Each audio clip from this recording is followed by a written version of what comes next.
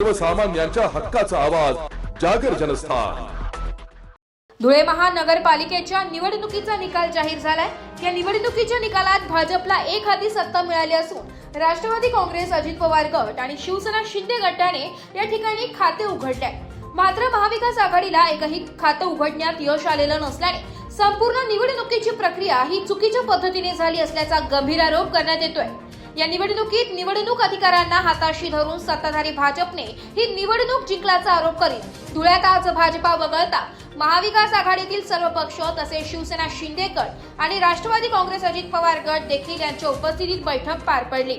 या बैठकीत धुळे मनपा निवडणुकीच्या निकालाचा निषेध व्यक्त करण्यात आला असून येत्या 26 जानेवारीला प्रजासत्ताक दिनी पराभूत झालेल्या सर्वच पक्षांच्या वतीने निवडणूक निकालाच्या विरोधात आंदोलन करण्यात येणार असल्याची माहिती यावेळी देण्यात आली आहे।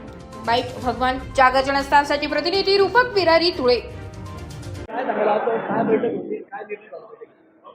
संपूर्ण महाराष्ट्रामध्ये ज्या महापालिकेच्या सार्वत्रिक निवडणुका झाल्या तर त्या 29 महापालिकेबरोबर धुळ्याची पण झालेली आहे आणि धुळ्यामध्ये पण 2018ला पण असंच वातावरण होतं, त्यापेक्षा भयानक वातावरण यावेळेस आज झालेलं आहे।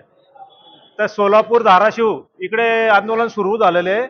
सगळ्या जनतेची मागणी आहे, नागरिकांची मागणी आहे आणि जे पराभूत उमेदवार आहे आणि विविध पक्षाचे म्हणजे भाजप सोडून जेवढेही पक्ष आहेत त्या सगळ्या पक्षाच्या नेत्यांची आणि कार्यकर्त्यांची आणि पराभूत उमेदवारांची आणि उमेदवारांच्या समर्थकांची आणि नागरिकांची पण मतदारांची पण इच्छा आहे की या मशीनवर आंदोलन झालं पाहिजे, बॅलेट पेपरवर निवडणुका आगामी सगळ्या झाल्या पाहिजे। याच्यासाठी एक व्यापक बैठक आम्ही या रचना हॉलमध्ये आयोजित केली आणि त्या बैठकीला अतुल भाऊ, जोसेफ अण्णा मलबारी, शरद पाटील, सुनील तात्या नेरकर यांनी जे आव्हान केलं की याच्यावर चिंतन, मनन आणि मंथन झालं पाहिजे आणि एक आंदोलनाला एक दिशा दिली पाहिजे, म्हणून सर्व पक्षीय आणि पराभूत उमेदवार आणि सर्व पक्षीय नेते मंडळी इथं आले।